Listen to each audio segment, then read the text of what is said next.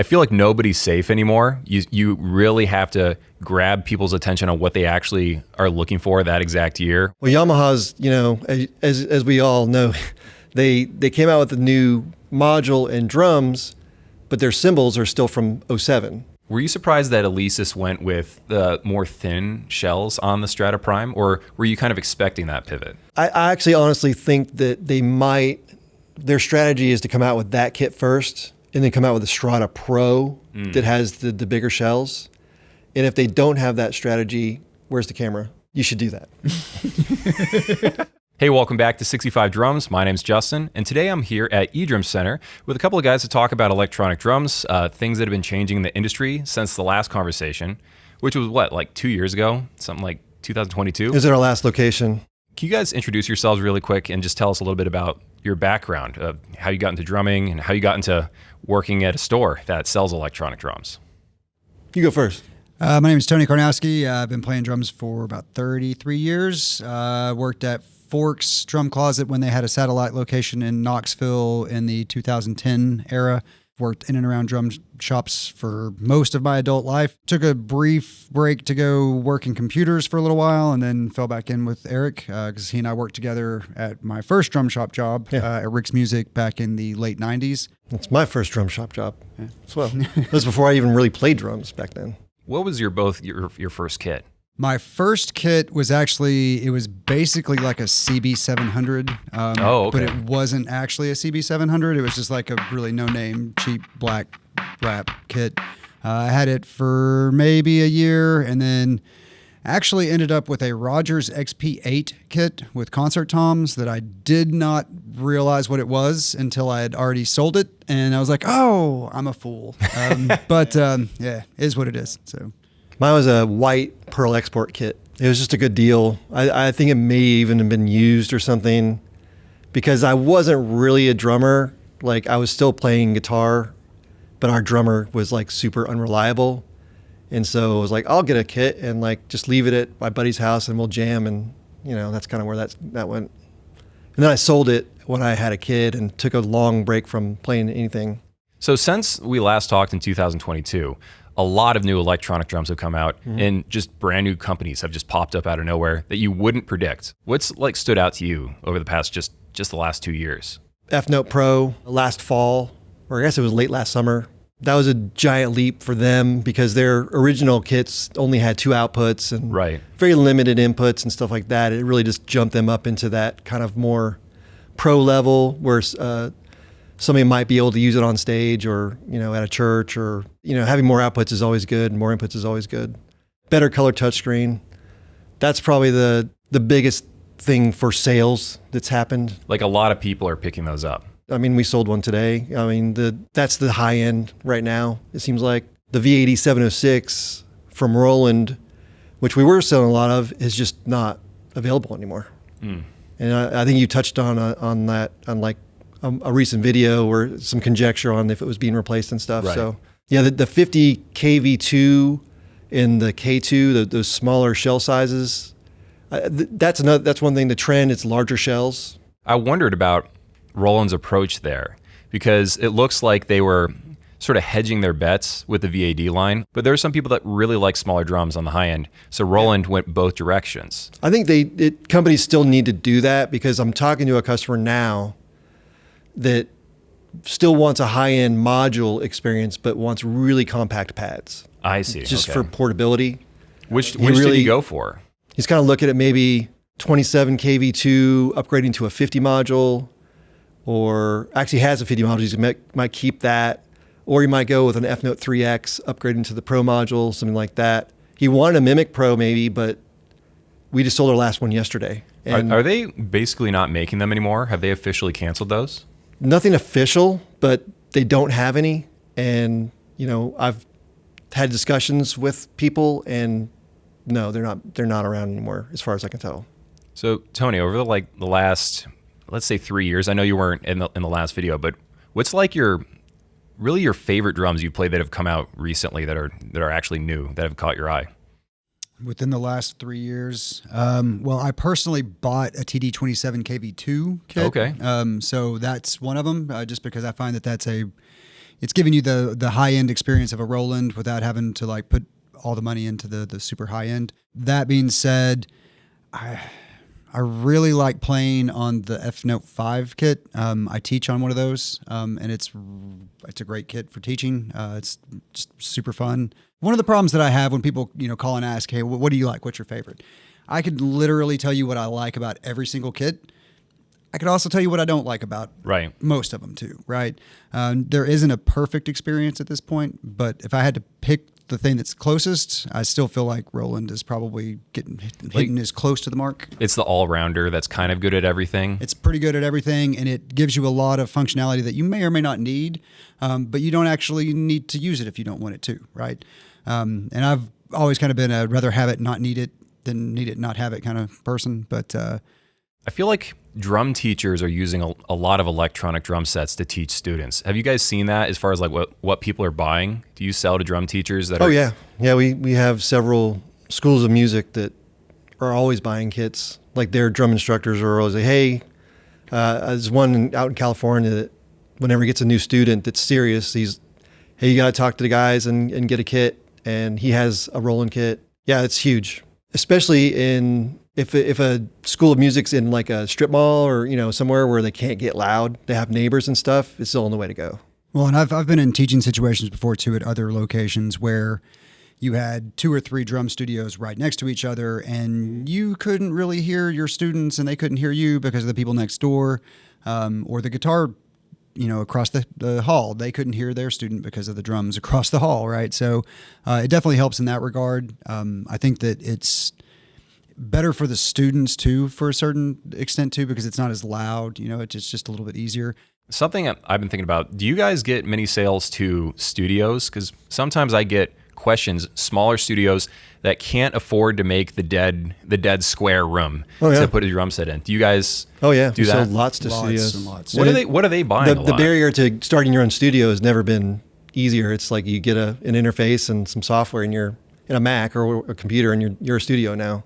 As to what they're buying, honestly, it kind of goes all across. I feel like we sell a lot of EFNOTE Pro modules. We were selling a lot of Mimic Pros. TD27s are pretty popular too. The only issue with the 27 is that it doesn't have as many outputs as a lot of these other ones. And so if you're doing like a full-blown studio... with the USB, you get 28 channels. Right. And that's what I was going to say. Without an interface. So you just straight into a computer. That's one of the invisible benefits of new e-drums that no one talks about, because that, for a studio environment, is huge. That's $1,000 you don't have to spend right there. Well, think of buying an interface that big, and then buying a module that has that many outputs. You get that many channels, you'd have to buy 3, like of the universal audio ones. That's like a lot of money. Or of course MIDI. Drum plugins are better than they've ever been. Yeah. They have more customization. They're built to work with eDrum sometimes, like with TuneTrack and stuff. That's interesting that studios, at least smaller ones, are using this as a tool, because you can change the sounds later, or you can use the built-in sounds. I feel like EFNOTE is really leaning into the more unprocessed sort of natural sound. I've also noticed that EFNOTE is they're pushing really, really fast. Like they came out in 2020 and they have made more electronic drum sets within 4 years than I have ever seen before. Maybe that's just because they're brand new and they had to build out their whole lineup. Were you guys surprised that they've come out with this many new drum sets and modules? There's the Mini that just came out this year. Not shocked. And I mean, one of the things with that too, it's like, I think it seems a little misleading that they're putting so many out, because all of the components are the same. Right. The only thing that's different from each set is the module, really, and the configuration. And the sizing. Well, right, the sizing. But at the same time, the different styles of, Roland still doesn't have a China or a special effects cymbal. Yeah. And like EFNOTE's a much smaller company. ATV, same. They've had those for years. But I guess the point I was trying to make, though, is that even the Mini, it's the same drums as what you have here, except for the small bass drum, basically. But right. like all of those drums are available in another package somewhere, right? So it's not like it's not like they're coming out with a specific kit that's only those pads. Like the digital snare equivalent or the digital ride. Well, no, the snare on that was like a 10. I think their other snares are 12, so that was new. Yeah. My question, though, is I don't imagine they're going to come out with an 800 series anytime soon. They have their whole lineup now. Are they going to start from the ground up and start replacing it from the bottom up? Do you guys have any ideas? My guess would be they would revamp the cheaper kits because those came out 4 years ago. Yeah. And maybe come out with another version that gives you a better color, or maybe a color touchscreen like they have, because they obviously they have a color touchscreen now that works really well. Maybe import that into the lower kits and kind of have a trickle down of that. Well, didn't they just lower the prices on the 3? They lowered the price on the 3, a couple $100. Yeah. Do you guys see a lot of interest in the 3 series, or is it mostly the 5 on up? The best selling kits from them overall are the 5 and the 3X. Okay. Not many of the 3s as much?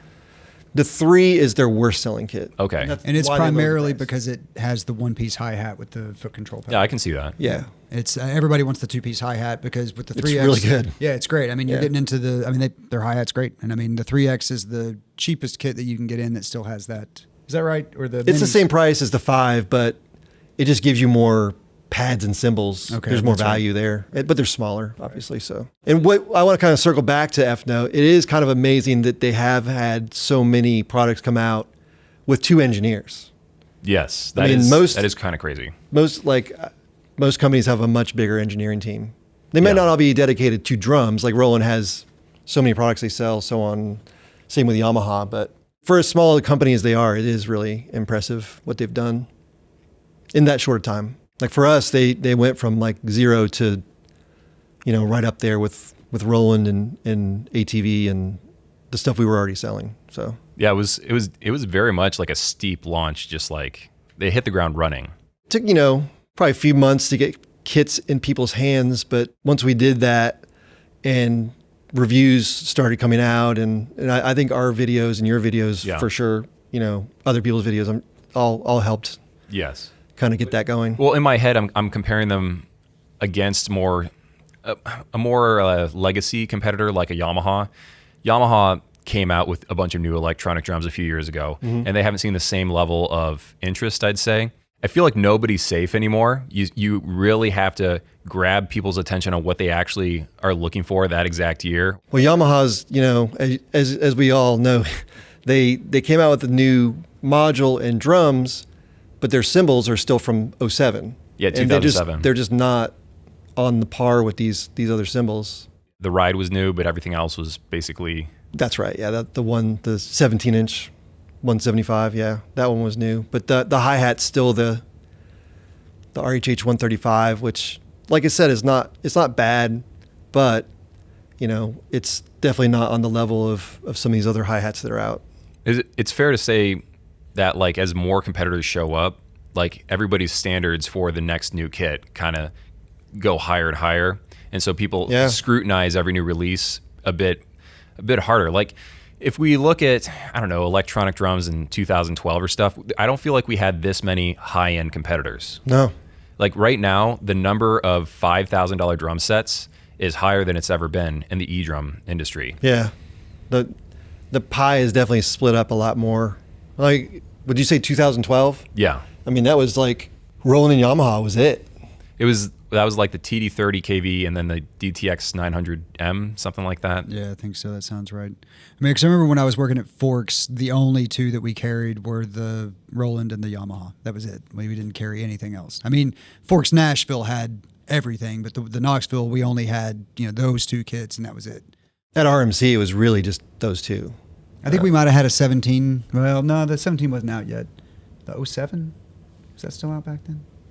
17 didn't come out until, what, 2016? Yeah, that's probably. No, it was 2018, right? Yeah. You were at that product launch. You should remember. That was a big launch. They came out with the TD17 KL, which died pretty quick. Then the TD17 KV, the TD17 KVX, the TD25 KVX, the TD50 KV Randall May edition drum rack was shown off there. Mm-hmm. They showed off a lot of stuff. Roland seems to at least in certain years, go all in and then pull back and then go all in.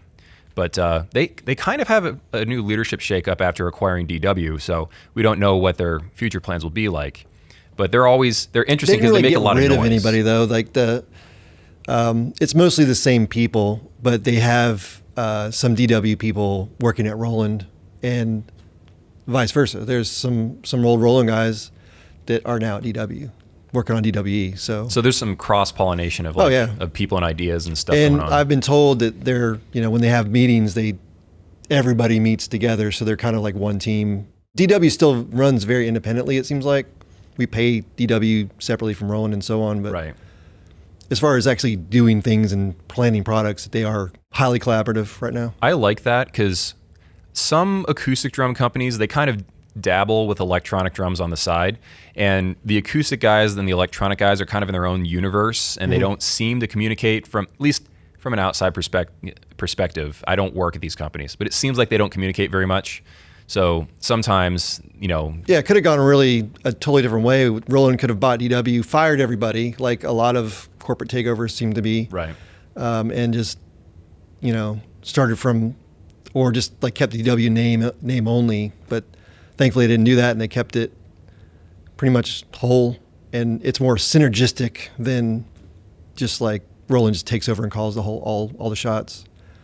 Like one of the high ups at Roland now is a former DW guy. So Roland and Yamaha seem to generate a lot of talent too, because I've noticed that when I talk to people like Alesis or at this company or that company, or even a Chinese company like Medeli, they're people that used to work at Yamaha or Roland, and they kind of like scatter throughout the whole industry. And Medeli, like Steve Fisher is their consultant right now, and he's worked at both.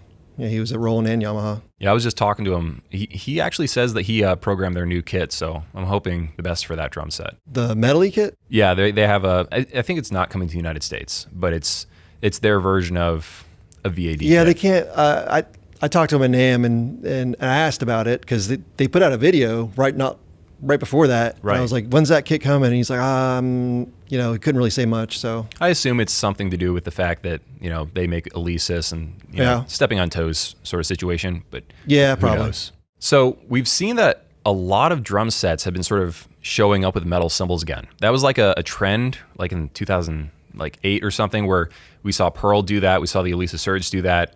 And then it kind of had a drop off. Well, Heart Dynamics did it from like early 2000s. You're right. Yeah. And then the custom builders like Jobecki or Field, they've been here all along. But major companies, they seem to have pulled back for a while, and now they're back with like the DWE, the Zildjian Alchemy.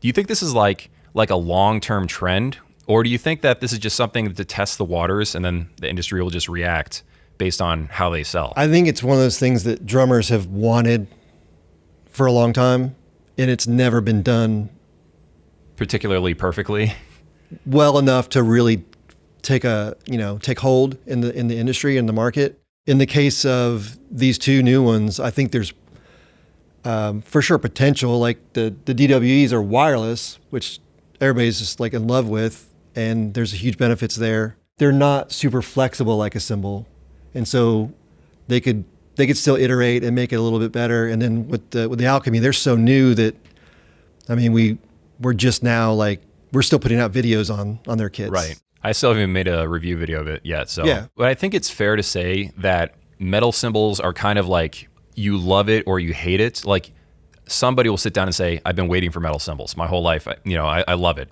And other people will be like, rubber cymbals are quieter, yada, yada. They just like it more. It really depends. Yeah. I saw that you guys did a video about how the TD50 kind of had a stealth update of sorts where you can plug in a Roland TD50X module into the DWE wireless hub and use like that module maybe with Roland cymbals if you didn't like the DWE cymbals. Yeah, which has happened. Yeah. Right. Once we did that video, we sold a lot of DW shell packs with Roland 50 modules and cymbals. They had those upgrade packs for a while there that were really popular. We sold a lot of those with DWE shells. Yeah. I wish they still had more. Honestly, back to your earlier question, what was one of my most fun experiences? The DWE through a 50X module with Roland cymbals was one of the best times I've had. It was fun, yeah. Yeah, I mean, it performed great because you had I really like the DW bass drum head. Yeah. It's a really good feeling. It's also, mesh head. To me, it's better and also quieter than the KD, what is it, 2 something or other on the 220. I really do like the way that feels, but it is loud. Yeah. And it's small, so it can be kind of... If you have like DW beaters, sometimes it has to be perfect or else the You have beaters to are so rotate big. the head, yeah. Right. It completely eliminates the need for that. Yeah. I would I love do it. prefer that. I would love it if Roland would use that on their kits, and since DW has figured out such a good kick drum in my opinion. Yeah, that's a nice head. I wish they sold it in just by itself. Somehow I missed that they changed the interface they give you on the DWE. Happened. I didn't know. The small one, it was like a headphone amplifier. Yeah, it's called the R-Tap. We've got one up in my desk. But now they give you this Roland one.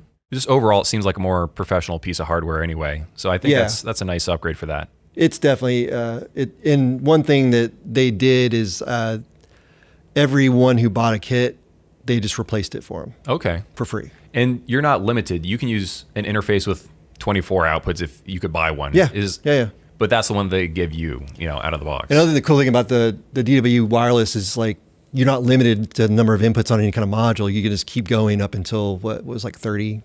I'd love to see a photo. I know there's a guy somewhere who has built out a monster kit. I'd love to see it. They need to do it here. Yes. Yeah, can you build that kit with us? Yeah. Can you buy cymbals separately for the DWE yet? Yeah.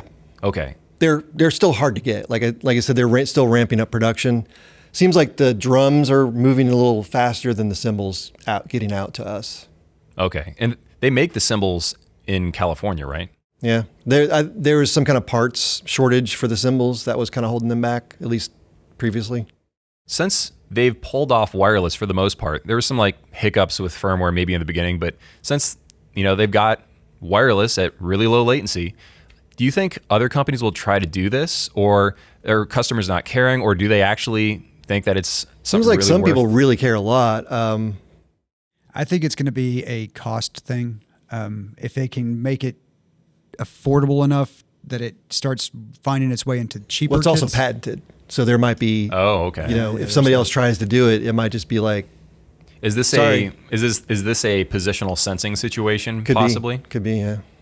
I mean, I'm sure they definitely, I don't know, I haven't looked, but I'm sure they've got it all patented and locked down. And if anybody gets any too close to what they're doing, it might be, or it might just be like, nobody's going to try it because they don't want to get in trouble.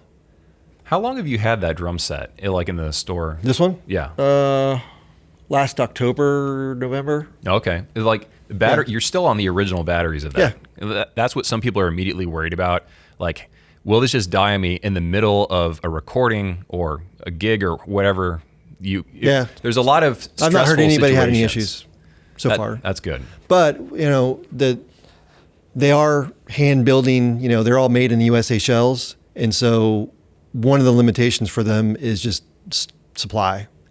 We've sold quite a few, but we've had to wait. Like we have a white marine pearl kit coming in about a week, and we don't have anything in stock right now. That would be the only one we'll have in stock. So everything we've had is sold or been sold for a while, and then it got shipped as soon as it came in. So their goal is to have stock, at least a little bit of stock on everything, but they're not there yet.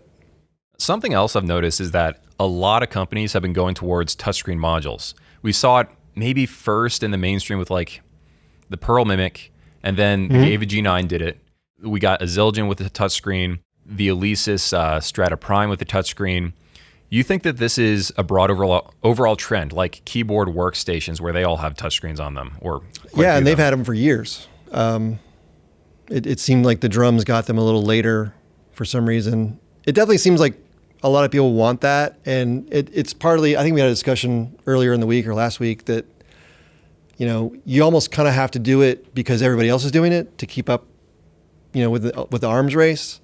I can see pros and cons for it, either way, but the quality of touchscreen seems to really make a huge difference. Because it varies from module to module. Actually, I think the Pearl Mimic Pro is still one of the best touchscreens out there. Yeah, they were the first. It came out almost 8 years ago.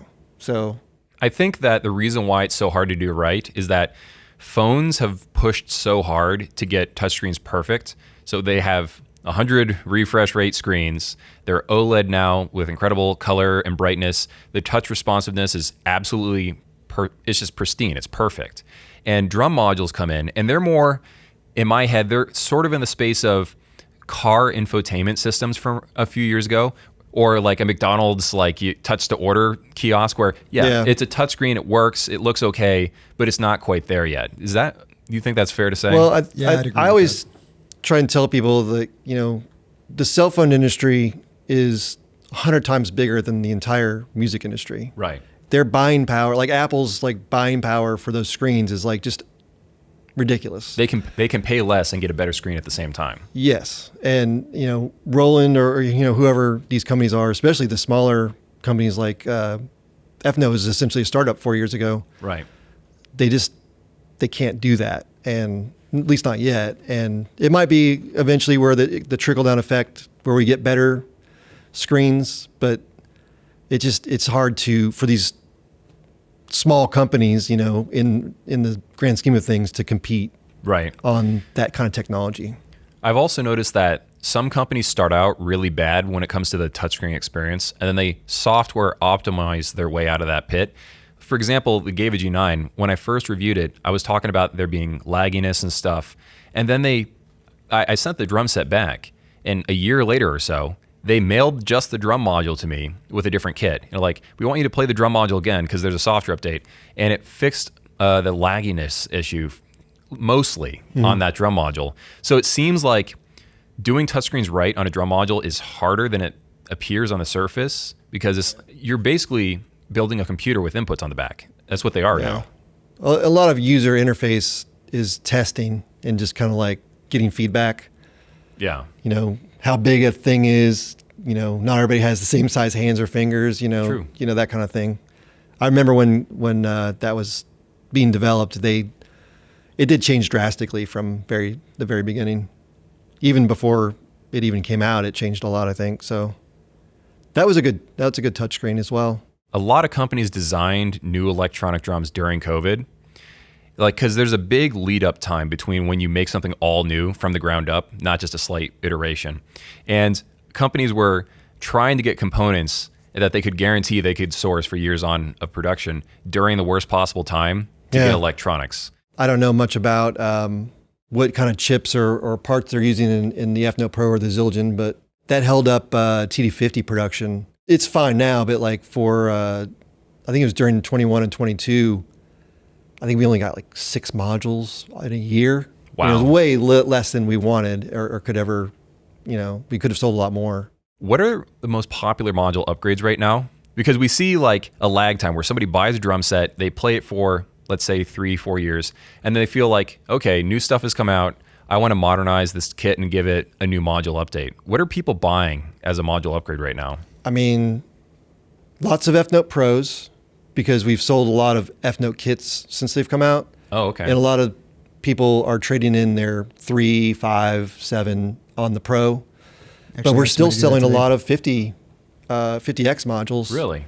When we had those upgrade packs, that was such a good deal that we sold just a ton of them. And like a lot of TD20 owners? There's tons of people with 20s, 30s, 12s. You know, they've been around. I don't know how many modules they've sold overall, but it's got to be in the many thousands, right, at this point. Right. Across modules and generations. So well, I would speculate that a lot of the people that are buying the 27 kV2 kits, though, are people that they start off looking to upgrade the module, and then whenever they actually find out what the cost is and how much you're getting for that does happen. kit, Yeah. they just go ahead and buy that because it's way cheaper just to buy that. I mean, it's more especially expensive, right now. but it's a much better value, right? And so I see a lot of people doing that. We sell a lot of 27 modules too. Yeah, but we sell more kits than modules because the module's cool, but really what makes it cool is the digital hi-hat, digital snare, digital ride, those 3 things right there. And those 3 things alone is like $2,500, and you get the whole kit for like $3,200 right now because it's on special. So it's just a no-brainer to do that. It's interesting because this is kind of the first time where that was like a viable strategy. Because if you had a TD10, you wouldn't necessarily think, okay, I need to buy the TD20 and then it has a special hi-hat that I need to buy.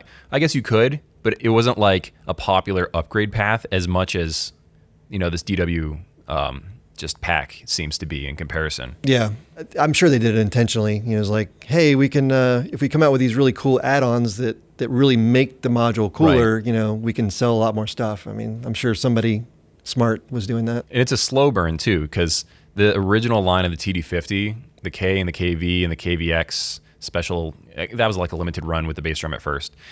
And then they made it a permanent part. But they always had that open slot for the hi-hat, but the hi-hat wasn't ready. They kept working on it. Yeah, so, there was major speculation as soon as that module came out. I was like, well, when's the hi-hat coming? And it's a little bit too suspicious to have a third empty. Yeah. But it took them, what, three years to actually get it. I'm pretty sure that they were developing it that whole time. I was told it was really hard to get it to be where it is now. Hi-hats seem to be tough to get right. Yeah.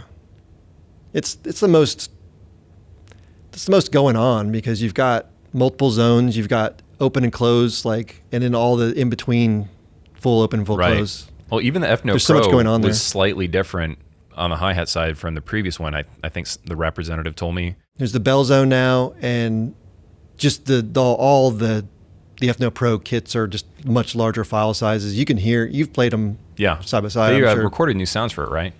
That module isn't just copy pasting old. No, it's all new.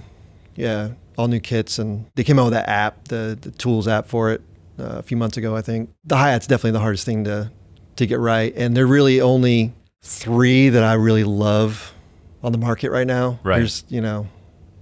There's a lot of electronic hi-hats that are still kind of stuck in the before 10 years times. ago, yeah. when everybody was like, well, I mean, we just have to, that this is the electronic hi-hat that, we have to use, and we're just going to change the way we play or whatever. And now you don't have to do that so much. Well, sometimes a company will also get it, just the one part of it right. Like you can maybe, actually the top of this hi-hat's working really well, but the open close is kind of iffy, or maybe the open close isn't so bad, but like it's just probably the most complicated part of the drum, aside from maybe a snare drum. If a company wants to really push the tech in the snare, the hi-hat's got to be the hardest to really engineer to get as close to acoustic. It definitely seems to be. Yeah. Well, and the two that you mentioned, the snare drum and the hi-hat, are probably the most important to drummers too, right? Because they're, we use them more than anything else except for the kick drum, right? But kick drums at this point, they're kind of standard, right? But yeah, I think you guys are absolutely right that the snares are very difficult to get right too, because there's so much nuance that you can get in there. The snare head isn't so hard, but the cross sticking and the rim shot and getting those all to kind of play naturally. I agree and disagree to a certain. Because I totally agree with the cross sticking. I think that's definitely something that's been kind of hard for them to get. To make a snare drum actually play like an acoustic drum, though, there aren't many companies that are really giving a true. Yeah. There's really only one I can think of that is providing an experience that has the same nuance that you get from an acoustic snare. The ability to really have pick up all the ghost notes and or even for me it's more depth of rim shot too.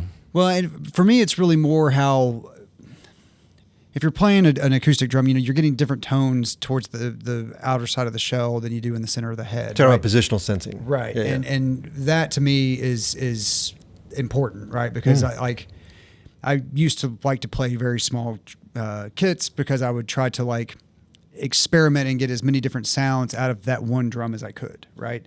And it wasn't really something that electronic drums were doing for a while, but I think that it's becoming a more realistic possibility through the advanced triggering. Now, since we last talked, you guys have just entered a new building. When did you guys move into this new place? It was 2022, late 2022. So you guys came in here in 2022. We were really only in that last place for a year. It feels longer for some reason. Yeah, it kind of does. The place before that, I was only in for a year. And then before that, it just all kind of happened really quickly. You didn't have the ability to show off as many kits at once. Isn't this big open space a little bit larger than the previous one? It is. It's for sure bigger, and we have more larger rooms that we have stuff in as well. You can do individual lessons a little bit easier, maybe. Yeah.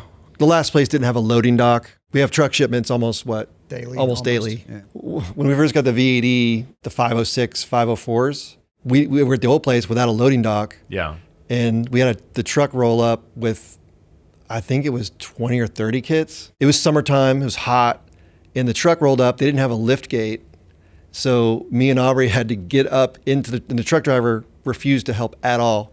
We had to unpalletize, however many kits that was. It took a couple hours to unload that truck. So now, with the loading dock, we just We just roll them into the warehouse and then get to it when we get to it. Or ATV. They had, I remember back we get whole containers of those. And it may not seem like a lot, we're just saying like 20 VAD kits. And 20 doesn't sound like a large number, but such big boxes. Electronic drums now are huge. Back in the day, if everything was the size of a TD6 or whatever, that's not that much space. But now you need to have a way bigger room just to handle all that. Well, I mean, you know, a kit is 2 to 3 boxes, you know, so 20 kits is 40 to 60 boxes and not small boxes. Yeah, some of these boxes are like refrigerator boxes. And some, I mean, 100 pounds, you know, some of them, and it's That also means that e-drums have become more expensive to ship.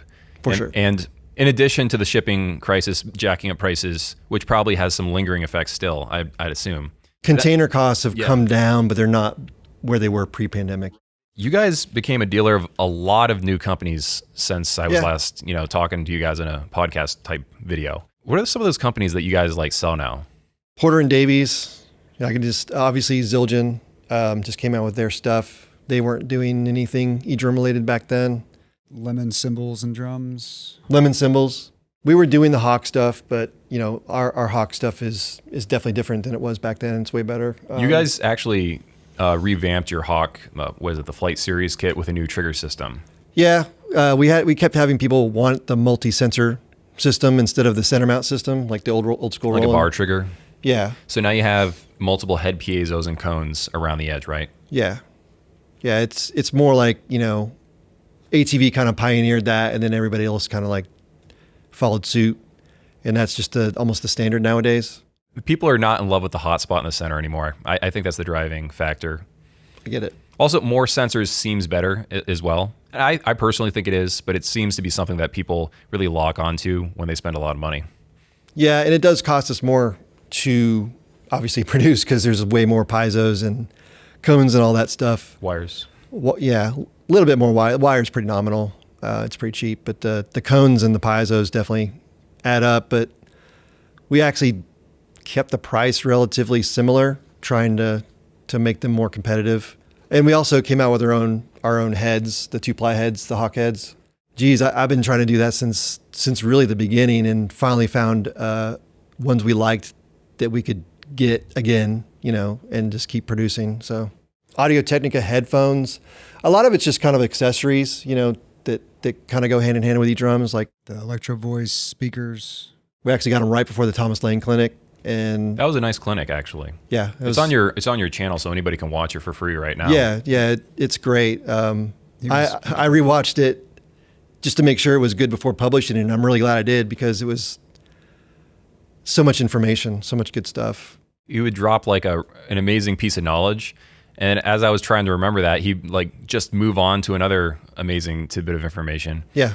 And he shreds, but it's not just like I'm moving fast. He's like actually doing interesting, unique things. And that was just a really fun thing to watch. It happened like right in this room, actually. Yeah, it was right there. Yeah.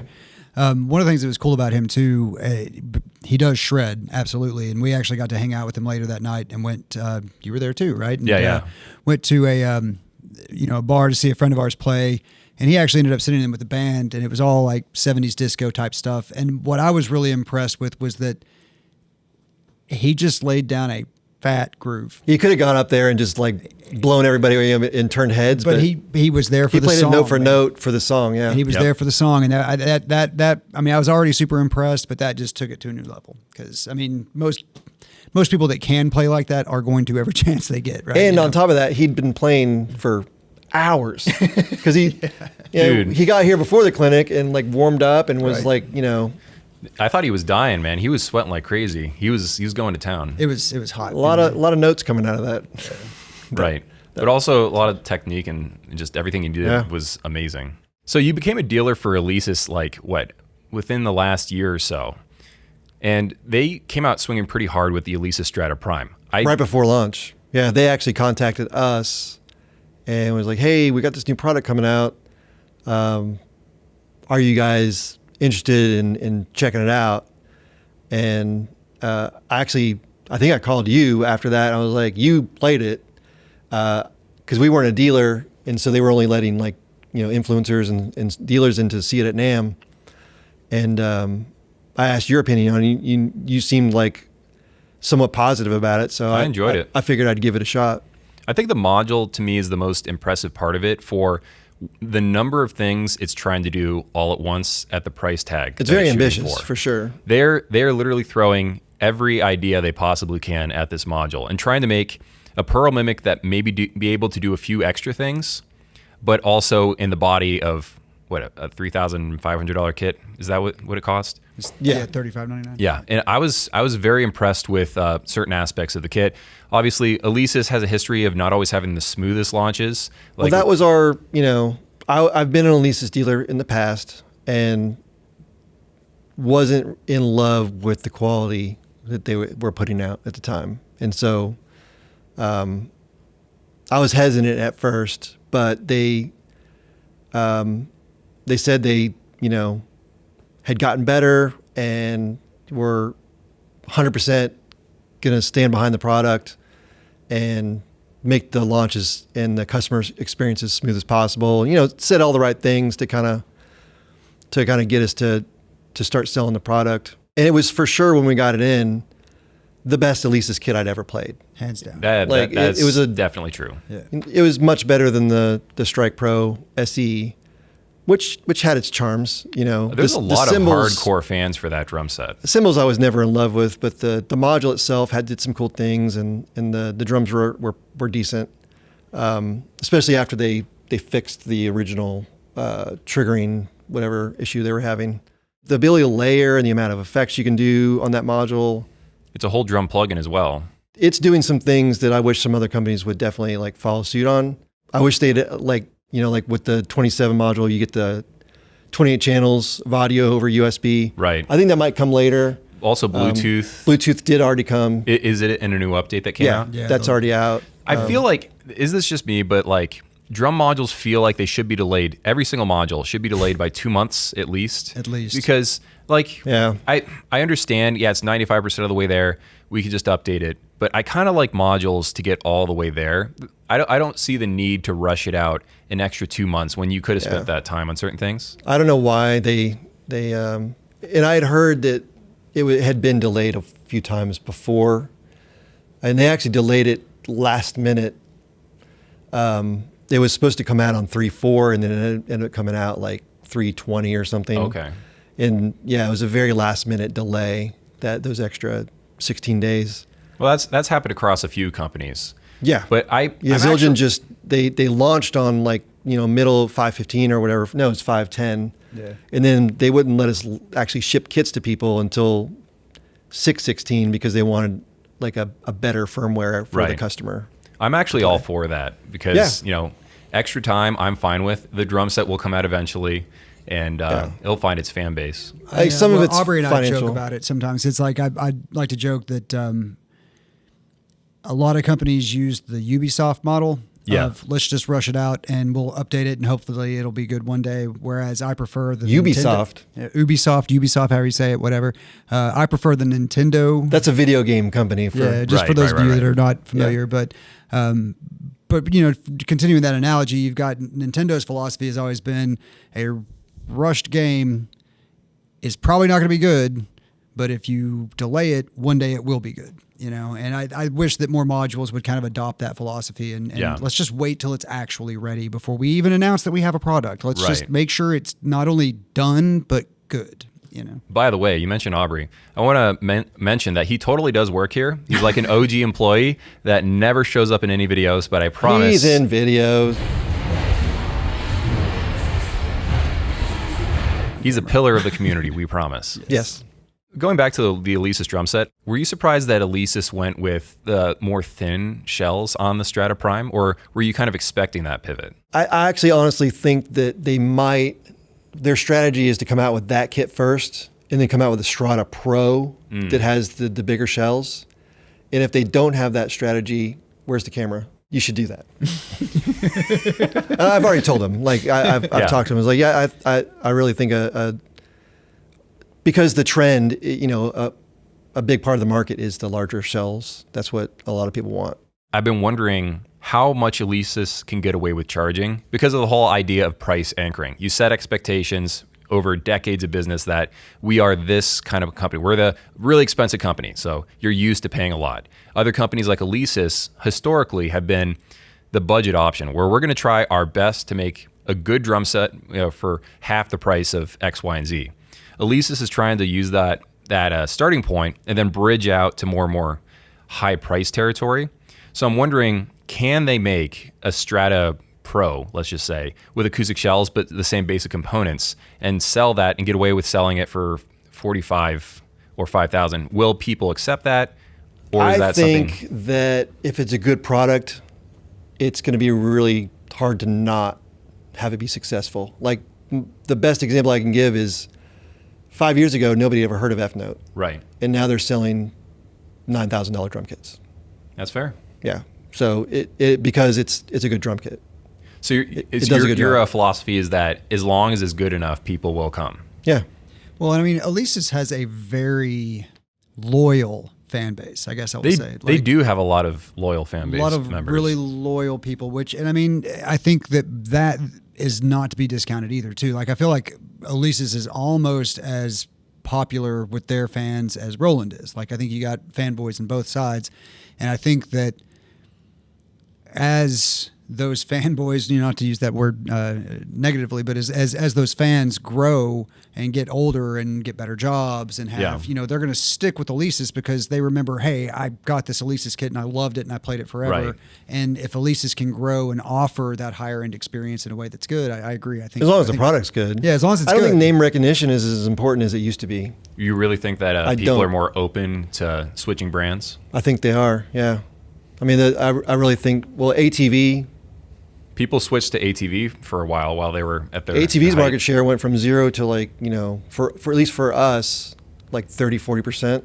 That's really crazy quickly. Good for a new company. And EFNOTE did a similar thing. And are these first time buyers, or are these people that have an older kit and they are at the right time to get something new? Some of both. I mean, we sell to a lot of drummers that have had electronic drums since they first came out. But we also sell to a lot of people that just want to start playing. Right. So I talked to a lot of people that, played 10 or 15 years ago and now their kids are grown, they've got a little extra money, and it's like, I would really love to play again, but I can't really do that to my family with an acoustic kit. So they're in their neighbors. Or their neighbors. Yeah. And the climate has changed a lot too. The eDrums are not what they were 10 years ago or 15 years ago or even 5 years ago, so it's easier to get back into it and give them that experience that they used to have, but that doesn't kill their family. That you brought up something I was actually going to ask you guys.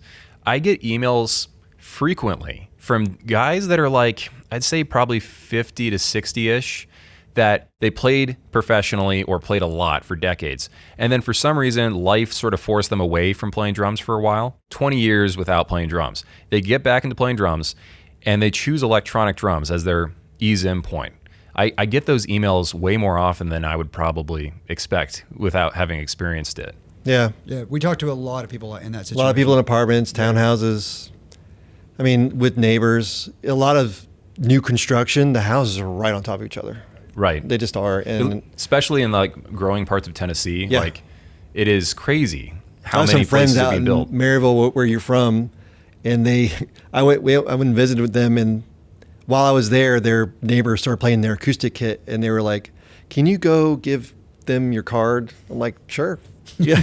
Apparently it's a constant, like the whole neighborhood knows this guy, and spread the good news of electronic drums. Right. Even if somebody's really good at drums, you don't always want to hear that.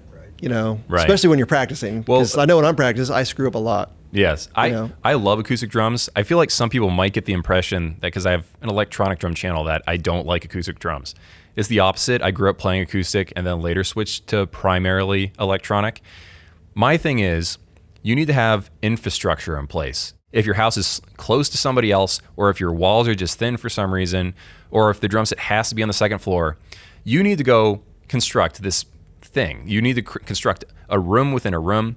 There's a lot of YouTubers that do drum covers primarily, and they'll do a tour my new studio kind of video. And they'll show a time lapse where they pour thousands of dollars into foam treatment, building a second floor on top of their primary floor. And it's beautiful. The end result is great, but not everybody has the time to do that or want to spend those kinds of resources. By the time you spent that money, you could probably get a pretty decent electronic kit. And the cool thing about that too is with the electronic kit, you're not just getting one kit, you're getting 20 or 30 kits, you know, based on the sounds that you program into it or, you know, import into it. And I mean, that's one of the things that I talk to a lot of. They're like, you know, it's not just effects. Right. I mean, it's way more versatile than, you know, just an acoustic kit, which I love acoustic drums. So do I. Love them.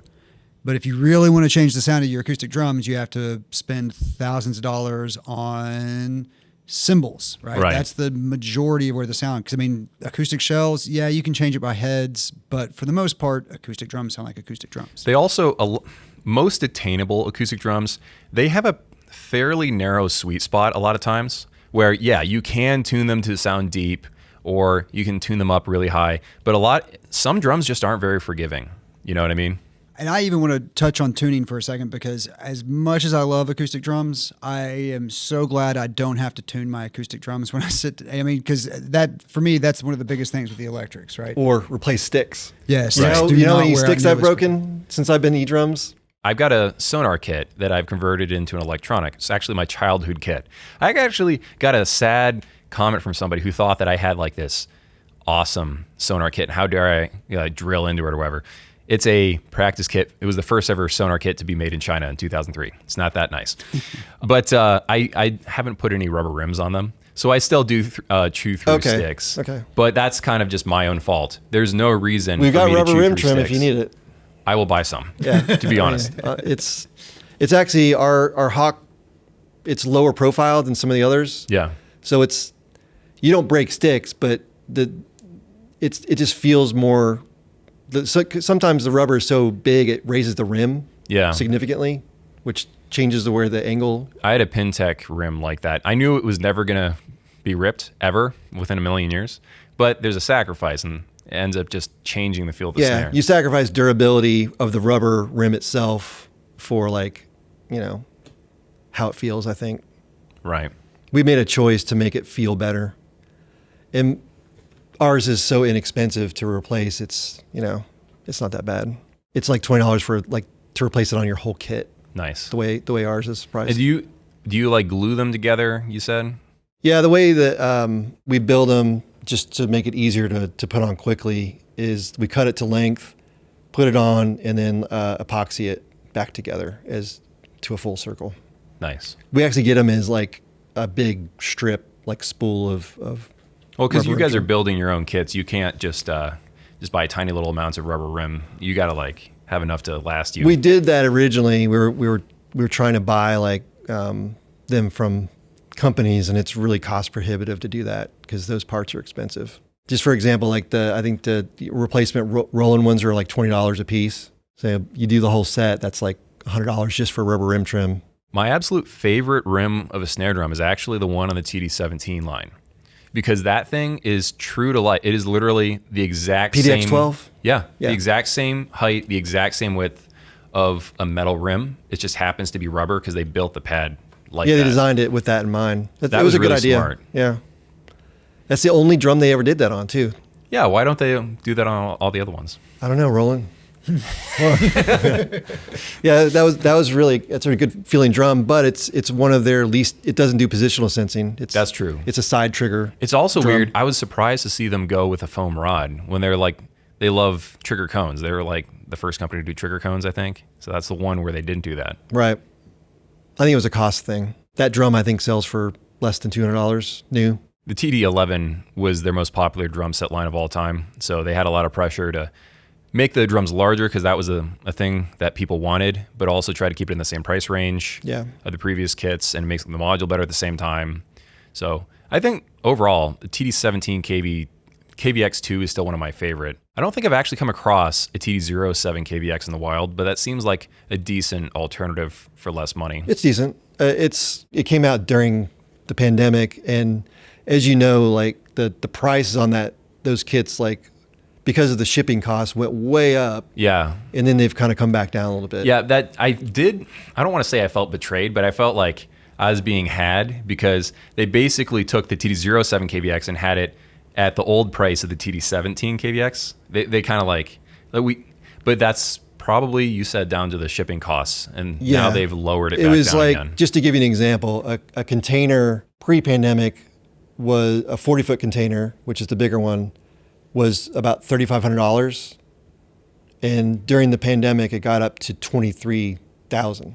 And you have to just divide all the drums and just add that cost to them somehow. Yeah, you have to defray that cost across the whole everything in that container. If it's just a bunch of inexpensive products, it's going to be a much higher cost to the overall cost of the product. Right. And it affected inexpensive items significantly. Like, you can't really negotiate with the container prices. This is like global. Yeah, you're dealing with like Maersk, and they don't care about you at all. They're way bigger than you are.